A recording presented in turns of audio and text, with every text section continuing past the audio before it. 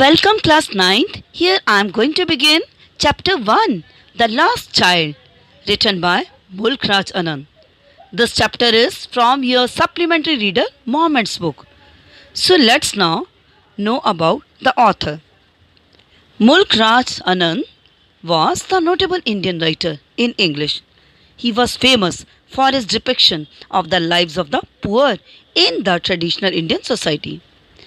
He was one of the pioneers of Indo-Anglican fiction.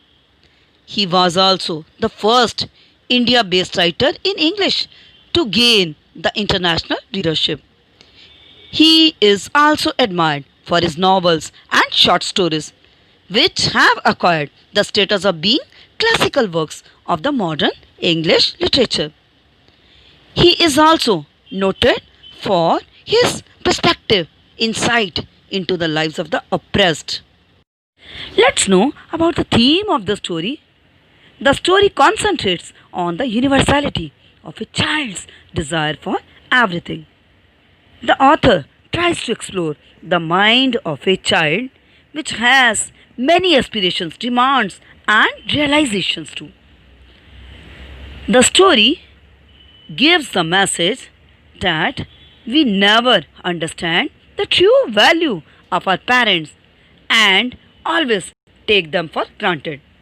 But the importance of the parents is only revealed once they are out of sight. And we find this world is upside down. So this is what the small child of this story realized once he got lost in the fear. Story starts with the excitement of a small boy visiting a fair. It was a festival of spring. From the wintry shades of narrow lanes and alleys emerged a gaily clad humanity. Narrow lanes means narrow roads, alleys means streets. Gaily, that means joyful. So the writer describes that there was a festival of spring and the people wearing very colorful clothes, they came out from the narrow roads and streets to visit the fair. Some walked, some rode on horses, others sat being carried in bamboo and bullock carts. So the people with the different modes, they now were moving to the fair. One little boy ran between his father's legs, brimming over with life and laughter. Brimming means to be full of. So the writer says a small boy who was full of excitement and happiness. Along with his parents, he was also rushing towards the fair. Come, child, come, called his parents as he lagged behind, fascinated by the toys in the shops that lined the way. Lag means stay behind. So whenever he stayed back, his parents used to call him as he was attracted by the toys over there. He hurried towards his parents, his feet obedient to their call, his eyes still lingering on the receding toys. Lingering, that means hanging. Receding stand for the leftover. He hurried towards his parents, his feet obedient to their call. So like the obedient child, his feet hurriedly moved to his parents. His eyes still lingering on the receding toys. Lingering means hanging. Receding, that means leftover. But his eyes still hang around the leftover toys. As he came to where they had stopped to wait for him, he could not suppress the desire of his heart, even though he well knew the old, cold stare of refusal in their eyes. Cold stare, that means feelingless reaction. So when he reached near his parents, he could not suppress his desire. That means he could not crush his desire. But again he reminded about their familiar reaction of refusal, and he found the cold gaze in their eyes. I want that toy, he pleaded. His father looked at him red-eyed in his familiar tyrant way. Tyrant, that means a cruel or oppressive ruler. So when he insisted for the toy, his father, he grew angry. His mother melted by the free spirit of the day, was tender, and giving him her finger to hold, said, "Look, child, what is before you?" But his mother became emotional due to the cheerful mood of the boy. She gave her finger to hold and tell him to see what is next there on the road. It was a flowering mustard field, pale like melting gold, as it swept across miles and miles of even land. So he found there was a vast field full of bright yellow mustard flowers. So they were flowing there like the melting gold, and it seemed they were covering and sweeping across to the miles of the land before them. A group of dragonflies were bustling about on their gaudy purple wings. Dragonflies are the kind of the insects. Bustling means to be active, and gaudy, that means of bright color. So next he found the group of the dragonflies. So they were flying very actively with their bright purple colored wings, intercepting the flight of a lone black bee. So they were trying to interfere in the flight of a single black bee or butterfly in search of sweetness from the flowers. And he also found next the butterflies. They were also in search of sweetness, that means honey, from the flowers. So they were also in the process of making the honey. The child followed them in the air with his gaze. His eyes now start following these butterflies till one of them would still its wings and rest. So he start waiting that when one of these butterflies would sit somewhere and he would try to catch it, and he would make the attempt to catch them. But it would go fluttering, flapping up into the air when he had almost caught it in his hands. But when he tried to catch them, so instantly they used to fly away. Then his mother gave a cautionary call. "Come, child, come. Come on to the footpath." Then again he got the warning call by the parents to move on. He ran towards his parents gaily and walked abreast of them. Gaily, that means joyfully. Abreast means side by side. For a while, being, however, soon left behind, attracted by the little insects and worms along the footpath that were teeming out from their hiding places to enjoy the sunshine. Teeming means to come together in large number. So next, when he ran towards his parents' back, he found next with when at the call of his mother. When at his mother's call, he ran towards his parents. He walked next to them now. But after a few steps, he found the insects who were coming out of the soil. So at the call of his mother, when he ran towards them, he found next that there were now. So at the call of the mother, when he rushed towards them, he found next attracted by. Now the call of the mother, when he ran towards them, he found next on the road there was something else. So there were the. At his mother's call, when he ran towards them, he found next on the road at the few steps. So there were some insects who were coming out of the holes, and they were teeming out from their hiding places to enjoy the sunshine. So the call of his mother, when he now ran towards them, he found again something that attracted the sight of the boy. So he saw that small insects and the worms, so they were coming in large number from their hiding places to enjoy the warmth of the day. He ran towards his parents gaily and walked abreast of them. Gaily, that means joyfully. Abreast means side by side. For a while, being, however, soon left behind, attracted by the little insects and worms along the footpath that were teeming out from their hiding places to enjoy the sunshine. Teeming means to come together in large number. So next, Come, child, come, his parents called from the shade of a grove. Grove, that means the group of the trees, where they had seated themselves on the edge of a well. He ran towards them. So his parents again called the boy. When they found the boy was attracted now towards the insects and the worms. Right now, they were sitting next to the well under the shady trees. He ran towards them. A shower of young flowers fell upon the child as he entered the grove, and forgetting his parents, he began to gather the raining petals in his hands.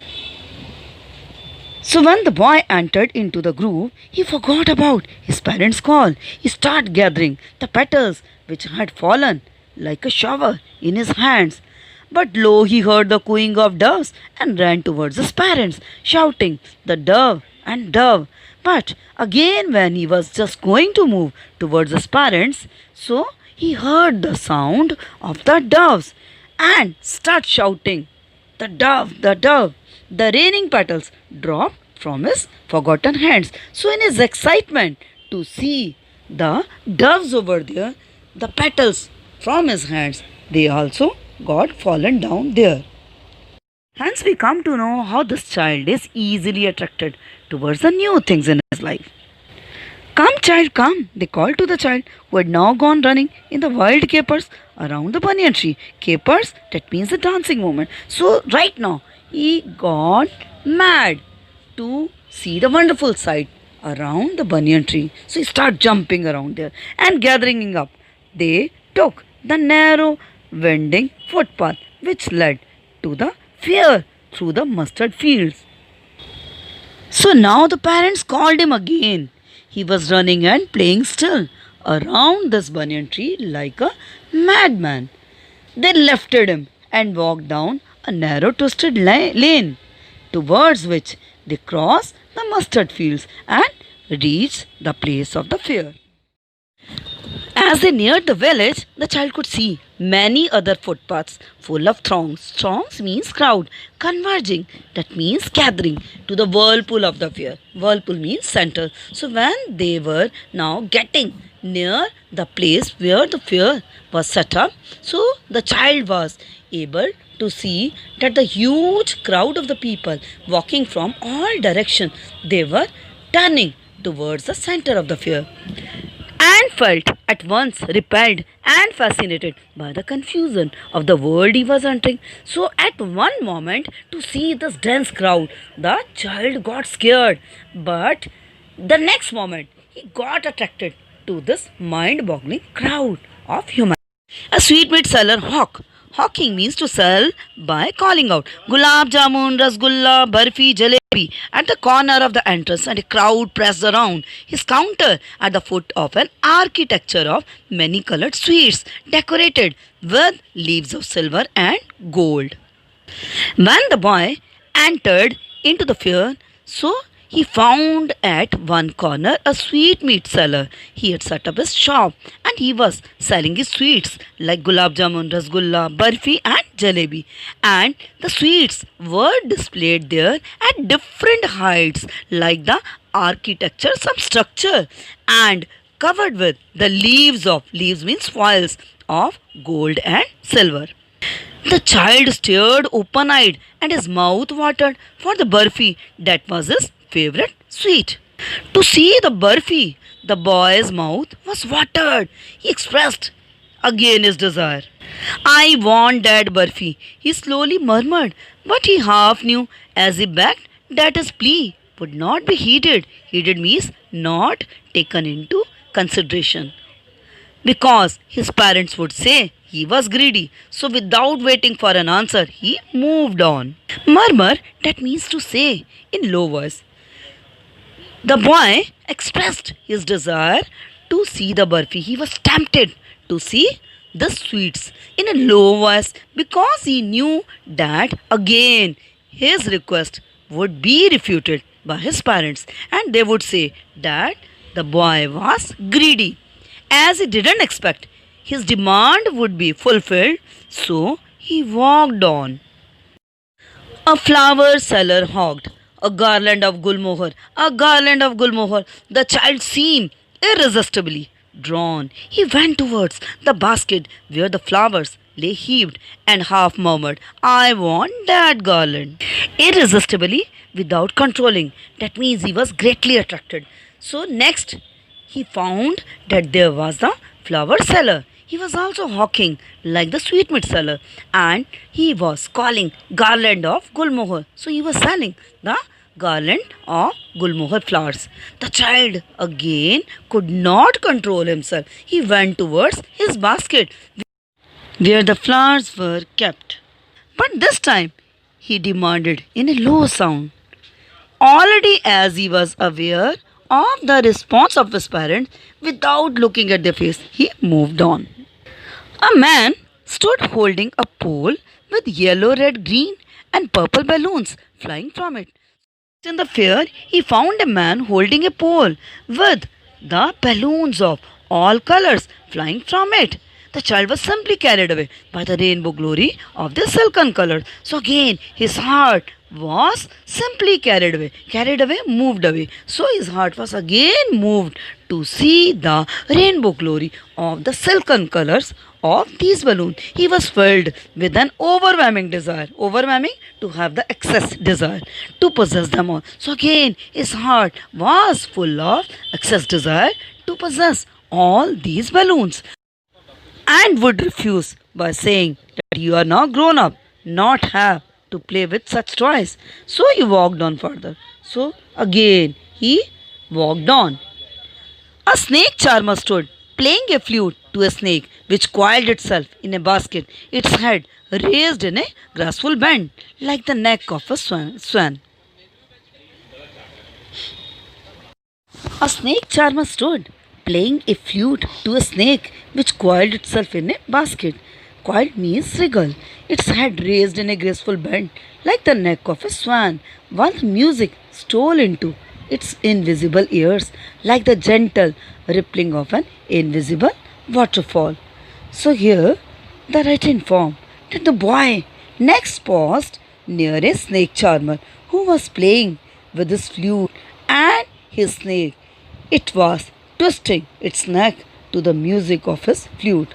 The snake had coiled itself in a basket and had raised its head out.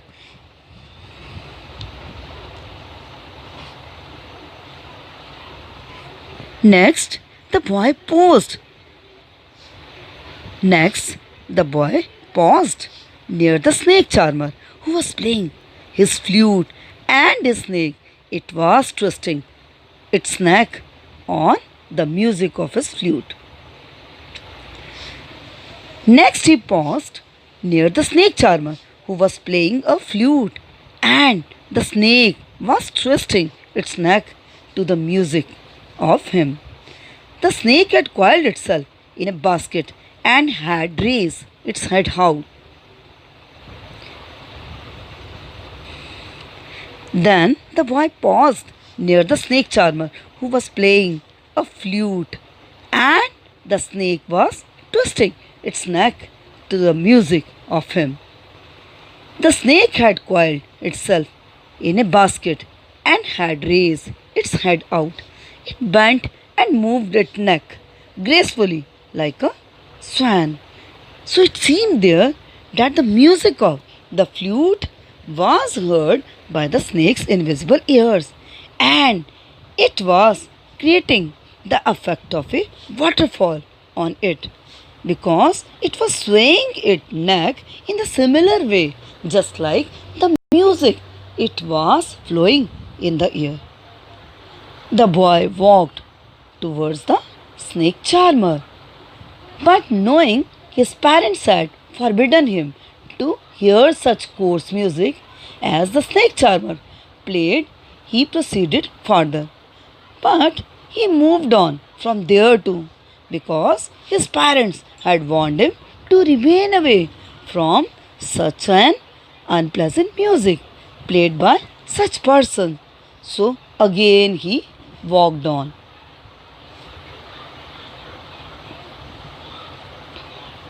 अरे यार मेरा वो बंद ही नहीं होता.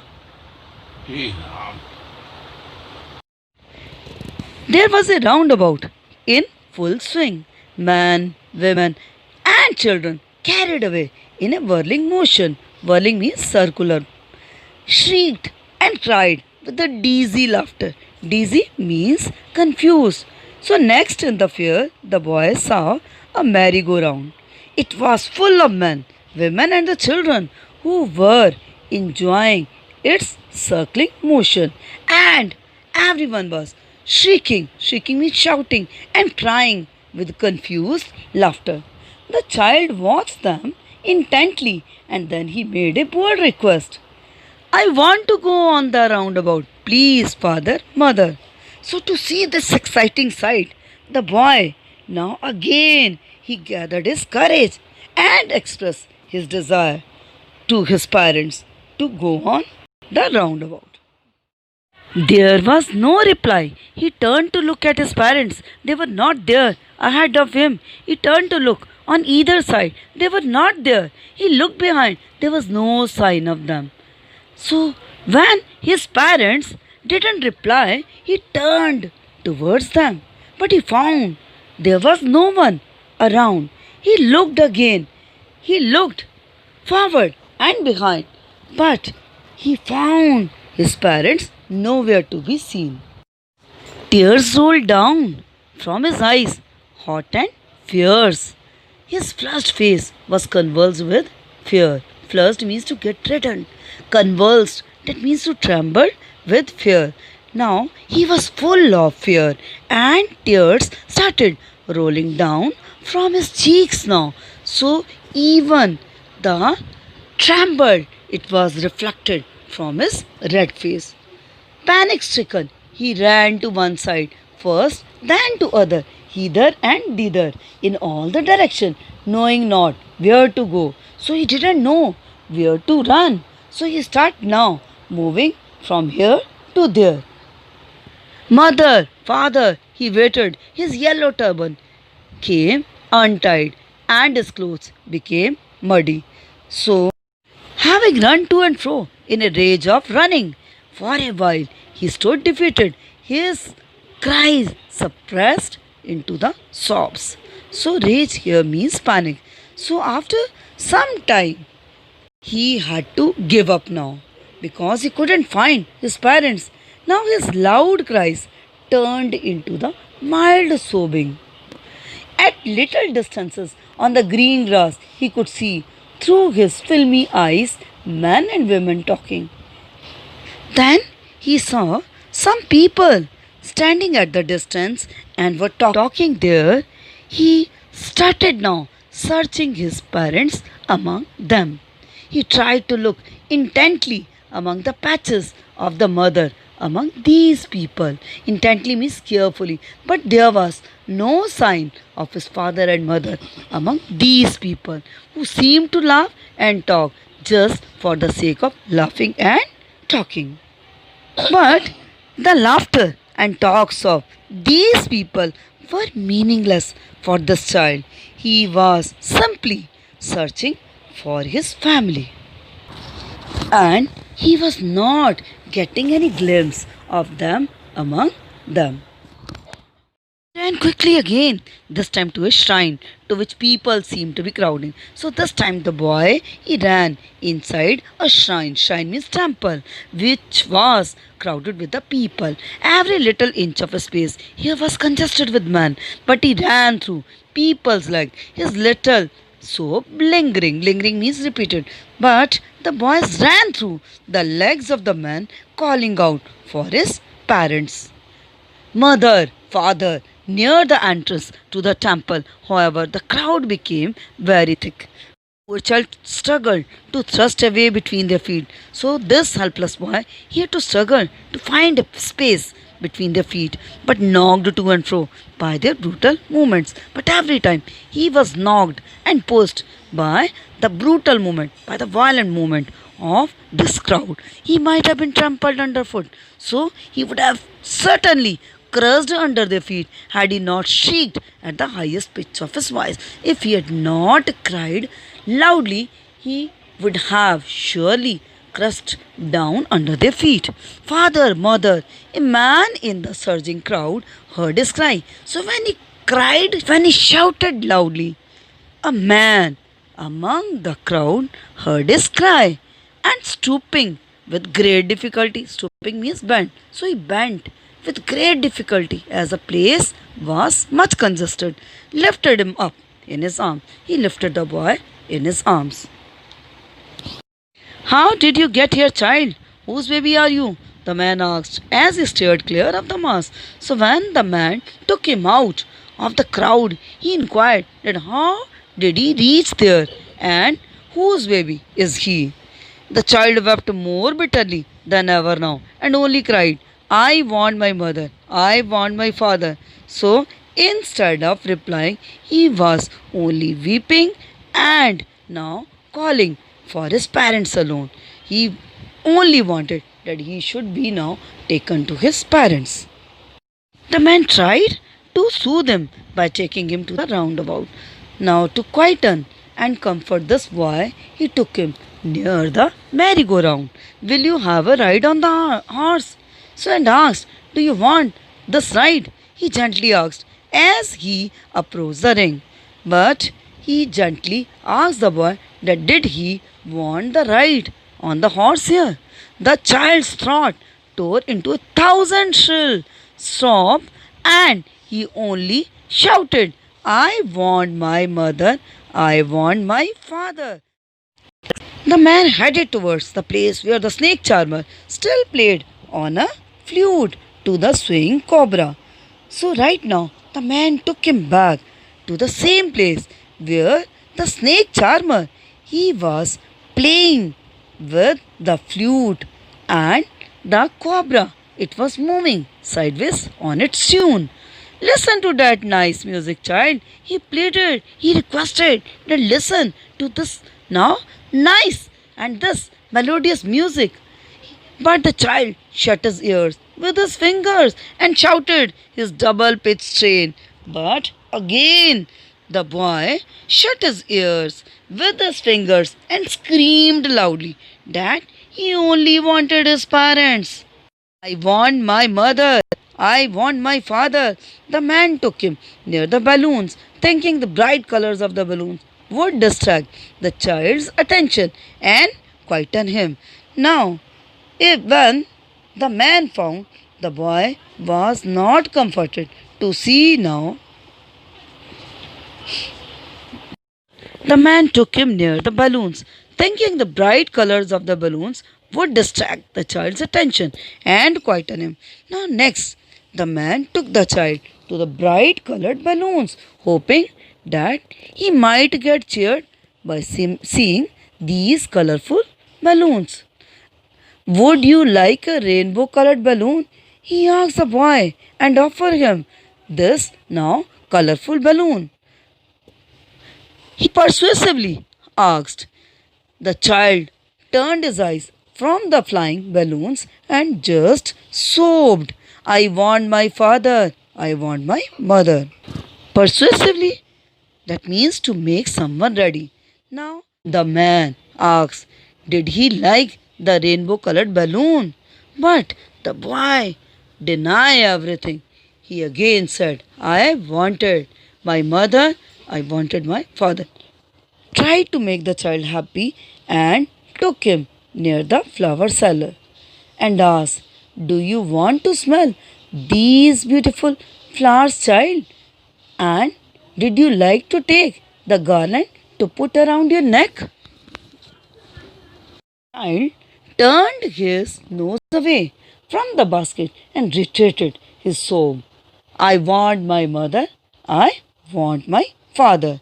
The child again refused to smell the flowers that he wanted to buy earlier because now his priority was only to get his parents. Thinking to humor his disconsolate charge by a gift of sweets, the man took him to the counter of the sweet shop. What sweets would you like, child? He asked. The child turned his face from the sweet shop and only sobbed, I want my mother, I want my father. Disconsolate, that means unhappy or the thing which is unable to be comforted. Charge here means sadness. Now finally, the man took him to the sweetmeat seller and offered to buy the sweets for him. Still, the child didn't want any of his favorite sweet, but he asked only for his parents. He said, I want my mother, I want my father.